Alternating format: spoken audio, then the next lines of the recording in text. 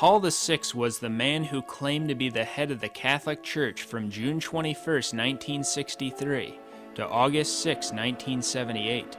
He was the man who promulgated the heretical Second Vatican Council and the New Mass.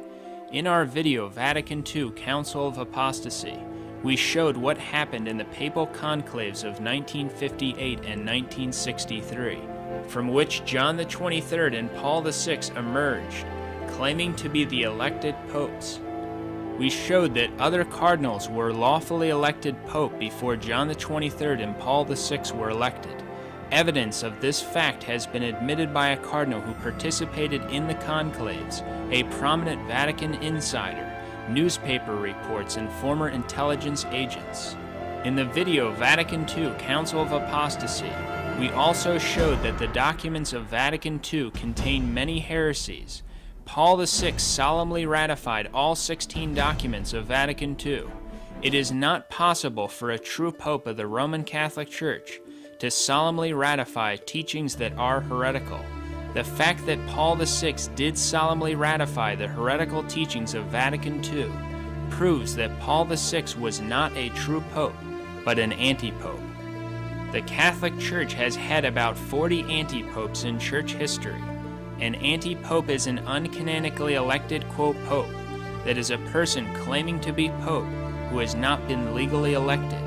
The Catholic Church has also infallibly taught that a heretic cannot be a true pope. The reason for this is that a pope is a member of the church and the visible head of the church, but a heretic places himself outside the church and ceases to be a member of the church. Thus, a heretic cannot be the pope, because one who is outside cannot be the head of the church. This is why the Code of Canon Law, Pope Innocent III, Pope Paul IV, St. Francis de Sales, St. Alphonsus, and St. Robert Bellarmine all teach that a heretic cannot be a pope, and that if a true pope were to become a manifest heretic, he would cease to be the pope. This teaching is rooted in the infallible dogma that a heretic is not a member of the church. St. Robert Bellarmine, Cardinal and Doctor of the Church: a pope who is a manifest heretic automatically ceases to be pope and head, just as he ceases automatically to be a Christian and a member of the church. Wherefore he can be judged and punished by the church. This is the teaching of all the ancient fathers, who teach that manifest heretics immediately lose all jurisdiction. So even if one claims to be a priest, a bishop, or a pope, if he has become a manifest heretic, he has lost authority to rule as a leader of the true church because he has ceased to be a Catholic. St. Robert Bellarmine: this principle is most certain. The non-Christian cannot in any way be pope, as Cajetan himself admits. The reason for this is that he cannot be head of what he is not a member. Now he who is not a Christian is not a member of the church, and a manifest heretic is not a Christian, as is clearly taught by St. Cyprian, St. Athanasius, St. Augustine, St. Jerome, and others. Therefore, the manifest heretic cannot be pope. And how do we judge that someone is a heretic? St. Robert Bellarmine: for men are not bound or able to read hearts, but when they see that someone is a heretic by his external works, they judge him to be a heretic pure and simple, and condemn him as a heretic. Remember this fact. Paul VI was the person who gave the world the new Mass, the other new sacraments, and the heretical teachings of Vatican II. If you go to the new Mass, or embrace the teachings of Vatican II, the confidence that you have that these things are legitimate is directly connected to the confidence that you have that Paul VI was a true Catholic Pope. This video will expose the amazing heresies of Paul VI. This video will show from his official speeches and writings that he was a complete apostate who was not even remotely Catholic. All of the official speeches and writings of the men who claim to be Pope are contained in the Vatican's weekly newspaper, L'Osservatore Romano. The Vatican has reprinted issues of their newspaper from April 4th, 1968 to the present. I have personally gone through every weekly issue of the Vatican's official weekly newspaper from April 4th, 1968 to present. From that research mainly, I will now prove that Paul VI was not a true pope, because of the irrefutable and undeniable evidence that he was a complete heretic and an apostate. Paul VI General Audience, December 6, 1972. Does God exist? Who is God? And what knowledge can man have of him? What relationship must each of us have with him? To answer these questions would lead us to endless and complex discussions. These questions don't lead us to endless and complex discussions. Does God exist? Yes. Who is God? The Holy Trinity. What knowledge can man have of him? The Catholic faith. What relationship must each of us have with him to belong to the church he established? Paul VI is blasphemously stating that these things are endless and complex questions. No Catholic would ever assert such nonsense, which mocks and renders meaningless the Catholic faith and the true God. Paul VI General Audience, June 27, 1973. Everything must change. Everything must progress. Evolution seems to be the law that brings liberation. There must be a great deal that is true and good in this mentality. Here, Paul VI explicitly states and approves the modernist blasphemy that everything is in a state of evolution. His heresy was explicitly condemned by Pope Pius X. Pope Pius X, Pascendi number 26, September 8, 1907, explaining the doctrine of the modernists. To the laws of evolution, everything is subject. Dogma, church, worship, the books we revere as sacred, even faith itself. Paul VI on non-Christian religions. The Catholic Church teaches that all non-Catholic religions are false. There is only one true church, outside of which no one can be saved. This is Catholic dogma. Pope St. Gregory the Great. The Holy Universal Church teaches that it is not possible to worship God truly, except in her, and asserts that all who are outside of her will not be saved. All of the other religions belong to the devil. This is the teaching of Jesus Christ, the Catholic Church, in sacred scripture. See 1 Corinthians 10 verse 20 and Psalm 95 verse 5. Anyone who shows esteem for non-Christian religions or regards them as good or deserving of respect denies Jesus Christ and is an apostate. Pope Pius XI, Mortalium Animos, number 2, January 6, 1928. That false opinion which considers all religions to be more or less good and praiseworthy. Not only are those who hold this opinion in error and deceived, but also in distorting the idea of true religion, they reject it. Here's what Paul VI thought about non-Christian religions of the devil. Paul VI addressed September 22, 1973. Noble non-Christian religions. This is apostasy, a total rejection of Jesus Christ. Paul VI General Audience, January 12, 1972. A disconcerting picture opens up before our eyes, that of religions, the religions invented by man, attempts that are sometimes extremely daring and noble. Here Paul VI says that religions invented by man are sometimes extremely noble. This is apostasy, a total rejection of Jesus Christ and the Catholic faith. Paul VI message, December 6, 1977. Non-Christian religions, which the Church respects and esteems. He is saying that he esteems false religions. In his address, August 22, 1969, Paul VI praised the Hindu Gandhi and stated that he was, quote, ever conscious of God's presence. Hindus are pagans and idolaters who worship many different false gods. For Paul VI to praise the notorious Hindu Gandhi as ever conscious of God's presence shows again that Paul VI was a complete apostate. Paul VI also officially praised the false religion of Hinduism in the official Vatican II document, Nostra Aetate number 2 on non-Christian religions. Paul VI Apostolic Exhortation, December 8, 1975. The Church respects and esteems these non-Christian religions. Notice again, Paul VI esteems false religions. This is purely satanic. Paul VI address, August 24, 1974. Religious and cultural differences in India, as you have said, are honored and respected. We are pleased to see that this mutual honor and esteem is practiced. Paul VI says that religious differences are honored in India, and that he is pleased to see this. This means that he honors the worship of false gods. Paul VI addressed a synod of bishops September 2, 1974. Likewise, we cannot omit a reference to the non-Christian religions. These, in fact, must no longer be regarded as rivals or obstacles to evangelization. Here, Paul VI boldly reveals that he is preaching a new gospel. Non-Christian religions, he tells us, are no longer our obstacle to evangelization. This is an antichrist religion of apostasy. Pope Gregory XVI, Morarivos number 13, August 15, 1832. They should consider the testimony of Christ himself, that those who are not with Christ are against him, and that they disperse unhappily who do not gather with him. Therefore, without a doubt, they will perish forever, unless they hold the Catholic faith whole and inviolate. Paul VI addressed to Dalai Lama September 30, 1973. We are happy to welcome your holiness today. You come to us from Asia, the cradle of ancient religions and human traditions which are rightly held in deep veneration. Paul VI tells us that it is right to hold these false religions which worship false gods in deep veneration. Thus, Paul VI worshipped the false gods of these religions, and he was encouraging others to worship them as well by respecting such idolatry. Paul VI address, August 1969. Uganda includes differing faiths which respect and esteem one another.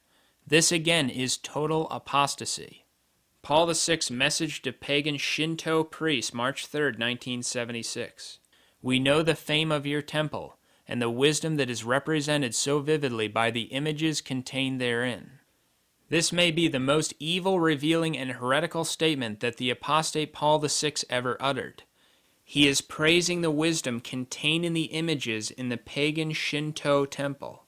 In other words, he is praising the idols of the Shintoists themselves. Paul VI on Buddhism. Buddhism is a false pagan religion of the East, which believes in reincarnation and karma. Buddhists hold that life is not worth living, and that every form of conscious existence is an evil. Buddhists worship various false gods.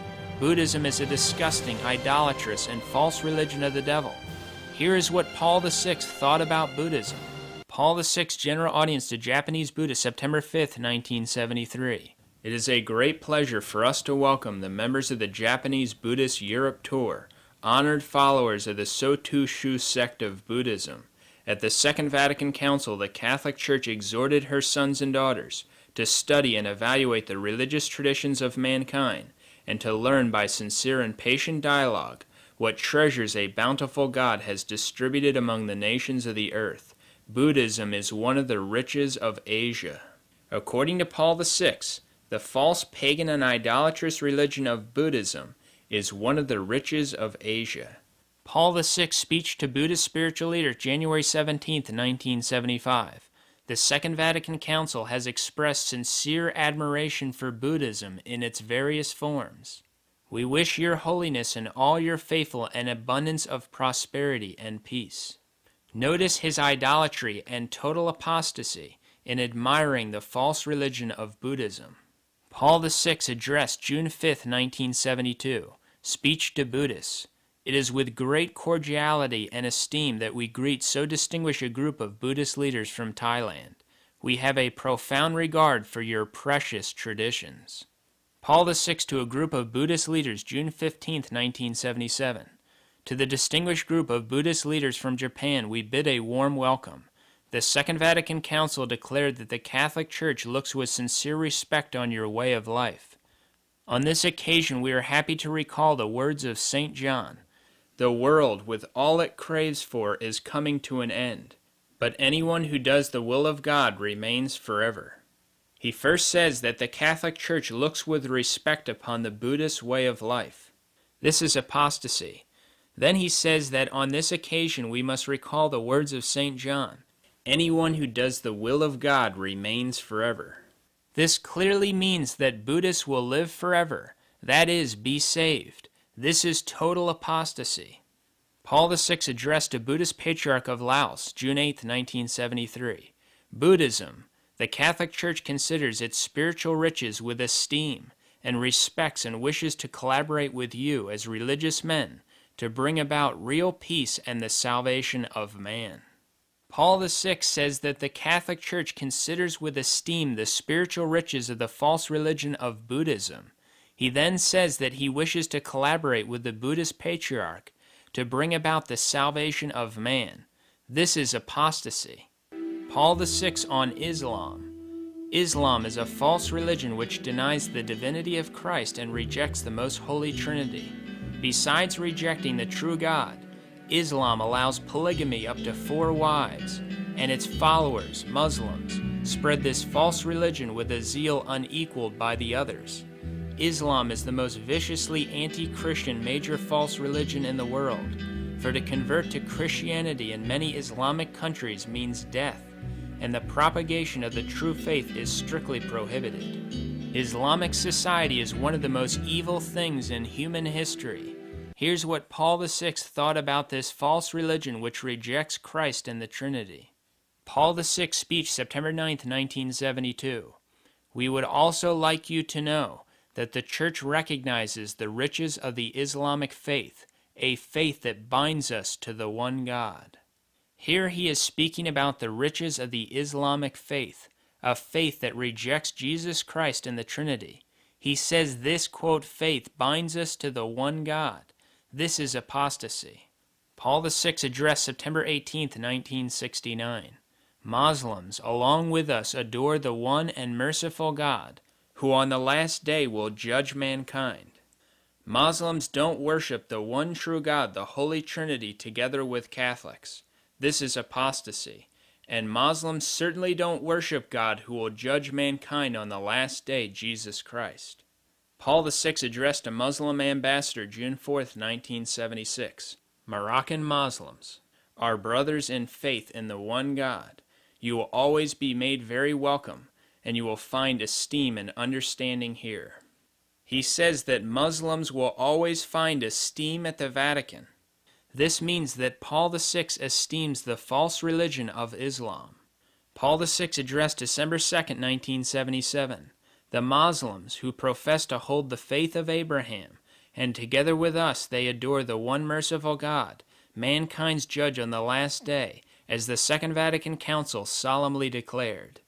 Paul VI addressed August 1969, our lively desire to greet in your persons the great Muslim community spread throughout Africa. You thus enable us to manifest here our high respect for the faith you profess. In recalling the Catholic and Anglican martyrs, we gladly recall also those confessors of the Muslim faith who were the first to suffer death. He mentions his high respect for the false faith of Islam, and he commemorates Muslims who witnessed to this false religion through death. This is total apostasy. Paul VI's Angelus Address, August 3, 1969. 22 martyrs were recognized, but there were many more, and not only Catholics. There were also Anglicans and some Mohammedans. This is the most heretical statement we've ever seen regarding the heresy that there are non-Catholic martyrs. For he says that Muslims, who don't even believe in Christ or the Trinity, are martyrs, in addition to Anglicans. Amazing. Pope Eugene IV, Council of Florence, 1441, ex cathedra. Nobody can be saved, no matter how much he has given away in alms, and even if he has shed blood in the name of Christ, unless he has persevered in the bosom and unity of the Catholic Church. Pope Eugene IV, Council of Florence, Dogmatic Athanasian Creed, 1439. Whoever wishes to be saved needs above all to hold the Catholic faith. Unless each one preserves this whole and inviolate, he will without a doubt perish in eternity. Paul VI on the quote Orthodox. The Eastern Orthodox are schismatics who reject papal infallibility and the last 13 general councils of the Catholic Church. They reject that the Holy Ghost proceeds from the second person of the Trinity. They permit divorce and remarriage, and many of them reject the Immaculate Conception. Here's what Paul VI thought of these schismatics. Paul VI speech, April 19, 1970, speaking of the deceased schismatic patriarch of Moscow. To the very end he was conscious and solicitous for his great ministry. He says that leadership in a schismatic church is a great ministry. Paul VI address January 24, 1972. Greet among us an eminent representative of the Venerable Orthodox Church, a man of great piety. Paul VI speech January 23, 1972. The great, venerable, and excellent Orthodox Patriarch. Paul VI addressed his schismatic delegation June 27, 1977. Then, 10 years later, we paid a visit to your holy church. Paul VI General Audience January 20, 1971. The Venerable Eastern Orthodox Churches. He says that the schismatic churches are venerable. Paul VI speaking of the death of the schismatic patriarch, Athenagoras, July 9, 1972. We recommend this great man to you, a man of a venerated church. Paul VI address May 25, 1968, the Venerable Orthodox Church of Bulgaria. Paul VI Common Declaration with Patriarch of Syrian Schismatic Sect, October 27, 1971. This should be done with love, with openness to the promptings of the Holy Spirit, and with mutual respect for each other and each other's church. So Paul VI respects the rejection of the papacy and papal infallibility. Paul VI telegram upon election of new schismatic patriarch of Constantinople, July 1972. At the moment when you assume a heavy charge in the service of the Church of Christ. This means that the schismatic church is the Church of Christ. Paul VI address December 14, 1976. Very dear brothers, sent by the Venerable Church of Constantinople, we carried out the solemn and sacred ecclesial act of lifting the ancient anathemas, an act with which we wish to remove the memory of these events forever from the memory and the heart of the Church. The schismatic Orthodox are anathematized by the Church for denying the papacy and not accepting the dogmas of the Catholic faith, but Paul VI solemnly lifted these anathemas against them. This means that Paul VI attempted to overturn the papacy as a dogma, which must be believed under pain of anathema. Paul VI letter to schismatic, November 1976, the First Pan-Orthodox Conference, in preparation for the Great Holy Council of the Orthodox Churches, is beginning its work for the best service of the Venerable Orthodox Church. He calls the Schismatic Council holy and the Schismatic Church venerable. Paul VI was a schismatic. Paul VI joint declaration with the schismatic, quote, Pope Shenouda III, May 10, 1973. Paul VI, Bishop of Rome and Pope of the Catholic Church, and Shenouda III, Pope of Alexandria and Patriarch of the See of St. Mark. In the name of this charity, we reject all forms of proselytism. Let it cease where it may exist. This is all one really needs to see to know that Paul VI was a schismatic and not a Catholic. He makes a joint declaration with a schismatic, quote, Pope. He acknowledges this schismatic as the holder of the See of St. Mark, which is a blasphemy against the papacy and the Church, since this schismatic holds no authority whatsoever, and he rejects all forms of proselytism, that is, trying to convert these schismatics, and he says, let it cease where it may exist. He could not be more of a formal heretic and a schismatic. Pope Leo XIII, Satis Cognitum, number 13, June 29, 1896. You are not to be looked upon as holding the true Catholic faith if you do not teach that the faith of Rome is to be held. Pope Benedict XIV, July 26, 1755. First, the missionary who is attempting with God's help to bring back Greek and Eastern schismatics to unity should devote all his effort to the single objective of delivering them from doctrines at variance with the Catholic faith. Pope Benedict XIV, for the only work entrusted to the missionary is that of recalling the Oriental to the Catholic faith. Paul VI on other Protestant sects. Protestantism began with the German priest Martin Luther, who left the Catholic Church and started the Protestant Revolution in 1517. Luther denied free will, the papacy, praying to the saints, purgatory, tradition, transubstantiation, and the holy sacrifice of the Mass. Luther replaced the Mass with a memorial service commemorating the Last Supper. All the sacraments except baptism and the Holy Eucharist were rejected. Luther held that after the fall of Adam, man cannot produce any good works. Most Protestants hold the same beliefs as Luther, but all of them reject numerous Catholic dogmas. Here's what Paul VI thought of these heretics and schismatics. Paul VI Angelus Address, January 17, 1971. From polemical opposition among the various Christian denominations, we have passed to mutual respect. Here, Paul VI reveals that the Vatican II agenda with regard to Protestant sects has gone from polemical opposition, in other words, an opposition to their false doctrines, to an attitude of acceptance of and mutual respect for their false religion. Pope Pius IV, Profession of Faith, Council of Trent, ex cathedra. This true Catholic faith, outside of which no one can be saved, I now profess and truly hold. Paul VI speaking of the death of the Protestant Martin Luther King Jr., April 7, 1968. We shall all share the hopes which his martyrdom inspires in us. Pope Gregory XVI, May 27, 1832. Finally, some of these misguided people attempt to persuade themselves and others that men are not saved only in the Catholic religion, but that even heretics may attain eternal life. Paul VI on birth control. Paul VI favored birth control. Paul VI speech, November 16, 1970. This, among other effects, will undoubtedly favor a rational control of birth by couples. Paul VI address, August 24, 1969. The liberty of husband and wife does not forbid them a moral and reasonable limitation of birth. Paul VI encyclical Humanae Vitae, number 16, July 25, 1968. It cannot be denied that in each case the married couple, for acceptable reasons, are both perfectly clear in their intention to avoid children and wish to make sure that none will result. Paul VI says that couples are perfectly free to have 0 children if they want to. Paul VI on the United Nations. The United Nations is an evil organization that promotes contraception, abortion, and looks to take control of the decision-making for every country on the planet. Former UN Secretary General U Thant praised the communist Lenin as a man whose, quote, ideals were reflected in the United Nations Charter.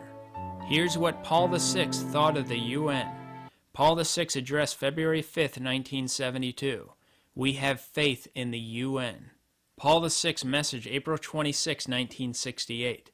May all men of heart join together peacefully, in order that the principles of the United Nations may be not only proclaimed, but put into effect, and that not only the constitutions of states may promulgate them, but public authorities apply them. Paul VI message to President of a UN conference, May 1976. This new international economic order that has to be ceaselessly built up. Paul VI message, September 8, 1977. Stress is legitimately laid nowadays on the necessity of constructing a new world order. Paul VI message to United Nations, May 24, 1978. We are aware that the path which must lead to the coming of a new international order cannot in any case be as short as we would like it to be. Disarmament, a new world order, and development are 3 obligations that are inseparably bound together. Paul VI and the worship of man. Paul VI address, February 7, 1971. All honor then to man. Paul VI address, August 1, 1969.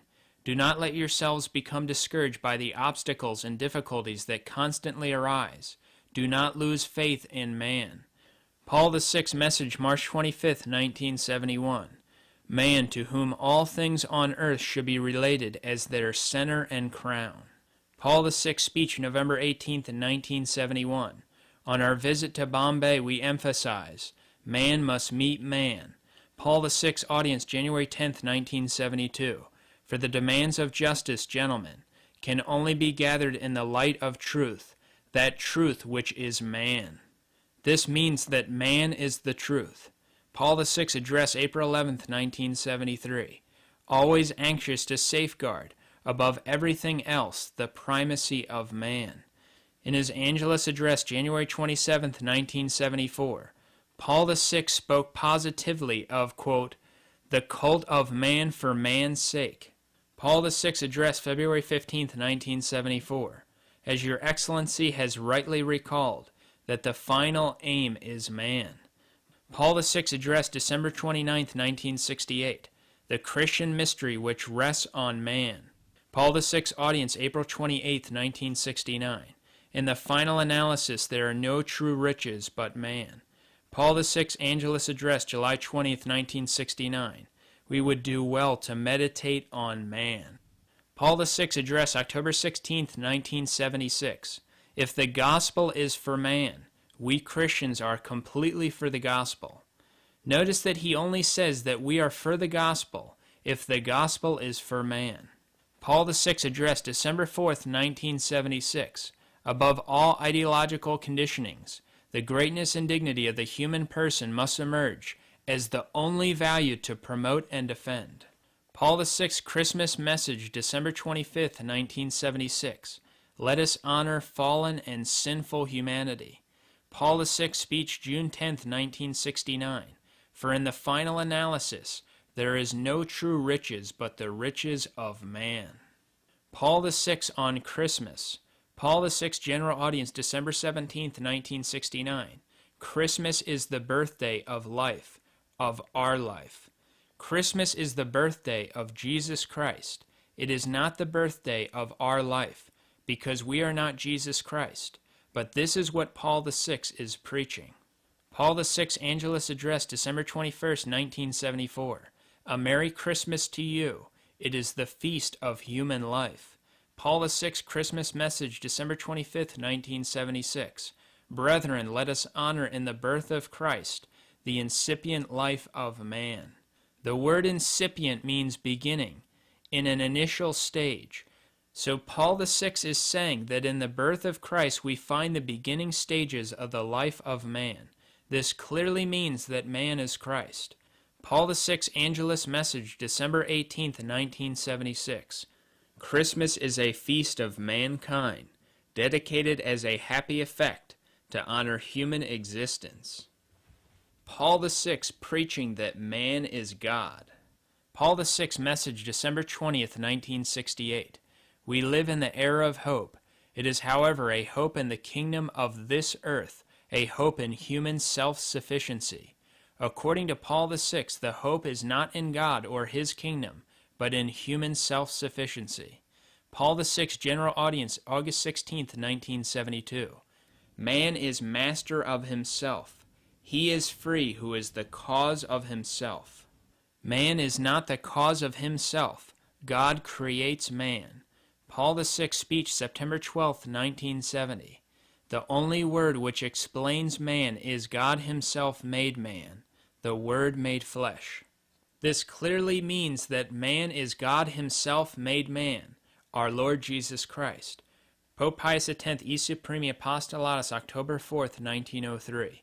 The distinguishing mark of Antichrist. Man has with infinite temerity put himself in the place of God. Other changes made by Paul VI. On November 13, 1964, Paul VI gave away the Triple Crown Papal Tiara. Paul VI had the tiara auctioned at the New York World's Fair.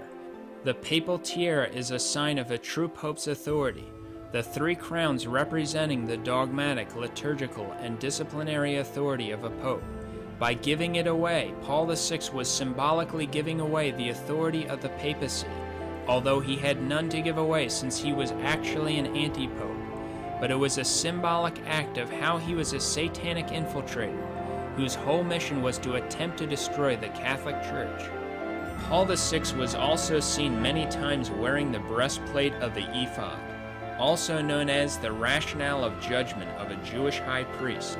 Notice the 12 stones which represent the 12 tribes of Israel. Not only is this the breastplate of a Jewish high priest, but according to the Encyclopedia of Freemasonry by Mackey, the ephod is also, quote, worn in the Masonic American chapters of the Royal Arch by the high priest as an official part of his official ornaments. The ephod was the vestment that was worn by Caiaphas, the high priest of the Jewish religion, who ordered our Lord Jesus Christ to be put to death by crucifixion. Anti-Pope Paul VI wore the breastplate of the ephod, also known as the rationale of judgment of the high priest, numerous times. God allows things such as this to come out to show the people that this man was an infiltrator, and an enemy of the Catholic Church. Antipope Paul VI was the man who authoritatively implemented the false Second Vatican Council, changed the Catholic Mass into a Protestant service, and changed the rite of every single sacrament. He changed the matter or form of the Eucharist, extreme unction, holy orders, and confirmation. Antipope Paul VI wanted to put Christ to death in the Mass by removing it and replacing it with a counterfeit, and wanted to kill his Catholic Church by attempting to change the Church completely. Within 2 years of the close of Vatican II, Paul VI removed the Index of Forbidden Books, a decision one commentator rightly called incomprehensible. Paul VI then abolished the oath against modernism, at a time when modernism was flourishing as never before. Paul VI disestablished the Papal Court, disbanded the Noble Guard and the Palatine Guards. Paul VI abolished the rite of tonsure, all 4 minor orders and the rank of subdiaconate. Paul VI removed solemn exorcisms from the baptismal rite. In the place of the solemn exorcisms, he substituted an optional prayer that makes only a passing reference to fighting the devil. Paul VI granted more than 32,000 requests from priests who had asked to be released from their vows and returned to the lay status, the greatest exodus from the priesthood since the Reformation. Paul VI's disastrous influence was visible immediately. For example, in Holland, not a single candidate applied for admission to the priesthood in 1970, and within 12 months every seminary there was closed. Spiritual destruction was everywhere. Countless millions left the church. Countless others ceased practicing the faith and confessing their sins. And while Paul VI was the cause of this unrelenting disaster and spiritual destruction, like the sly serpent he was, he calculatingly misdirected the attention away from himself. And perhaps his most famous quote, he noted that Satan's smoke had made its way into the temple of God. Paul VI homily, June 29, 1972. Satan's smoke has made its way into the temple of God through some crack. When Paul VI made this statement, everyone looked at the cardinals, the bishops, and the priest to discover where this smoke of Satan might be. They looked at everyone except the man who made the statement. But Paul VI was actually the smoke of Satan, and he made this statement to misdirect people away from himself, which he was successful in doing. And what is perhaps most frightening is that Paul VI's famous statement is basically a direct reference to Apocalypse 9 verses 1 through 3. And there was given to him the key of the bottomless pit, and he opened the bottomless pit, and the smoke of the pit arose, as the smoke of a great furnace. In Apocalypse 9 we see a direct reference to the smoke of Satan, and to someone who is given the key to unleash it. Antipope Paul VI did not have the keys of Peter, but he was given the key to the bottomless pit. He was the one who brought in the smoke of Satan from the great furnace, as he says, from some crack. Jean Guiton, an intimate friend of Paul VI, related what Paul VI said at the final session of Vatican II. It was the final session of the council, Guiton wrote, the most essential, in which Paul VI was to bestow on all humanity the teachings of the council. He announced this to me on that day with these words, I am about to blow the 7 trumpets of the apocalypse. Paul VI's speech to Lombard Seminary, December 7, 1968. The Church finds herself in an hour of disquiet, of self-criticism, one might say even of self-destruction. The Church is wounding herself. Here, Antipope Paul VI again mocks the people. He says the Church is in, quote, self-destruction and is, quote, wounding herself. He is referring to himself again, for he was the one trying to destroy her and wound her at every turn. Paul VI's belief in magic. The Oxford Illustrated Dictionary defines magic as, quote, pretended art of influencing events by occult control of nature or of spirits, witchcraft. Catholics are forbidden to practice magic, but Paul VI promoted magic. Paul VI homily, November 12, 1972. Where does it come from, this interior magic that banishes fear? Paul VI General Audience, December 30, 1970. Invisible but overpowering magic of the flood of public opinion. Paul VI message, January 1st, 1975. Reconciliation. Could not this magic word find a place in the dictionary of your hopes? Paul VI homily, May 11th, 1975. You artists of the theater and cinema, who possess the magic art of offering with voice and with music the real-life scene of the event. Paul VI speech, May 18th, 1969. Everything is transformed under the magical influence of science. Paul VI message to Brazilian people, February 1972. Service, a magic word that galvanizes into action. Paul VI address, June 23, 1973. The religious root seems to have lost so much of its magical power of inspiration. Why does Paul VI speak so much about magic? It is precisely because he knows that it was black magic that allowed him, a satanic infiltrator, to fool the world into thinking that he was a pope, so that he could then try to destroy the Mass and almost the entire Catholic Church. He knows that it was black magic that allowed him to get away with changing the rite to every sacrament and foisting his new Vatican II religion upon the world. Paul VI also had the strangest way of curling his P's in his signature, so that when you turn them upside down, you get 3 clear 6s. As far as we know, this is the way that Paul VI's signature always appeared. Paul VI admits his church is the whore of Babylon. In the Apocalypse chapters 17 and 18, there is predicted that a whore will arise in the last days from the city of 7 hills, which is Rome.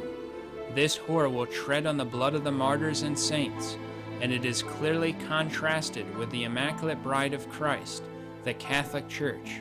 In other words, the whore of Babylon will be a false church from Rome that will appear in the last days.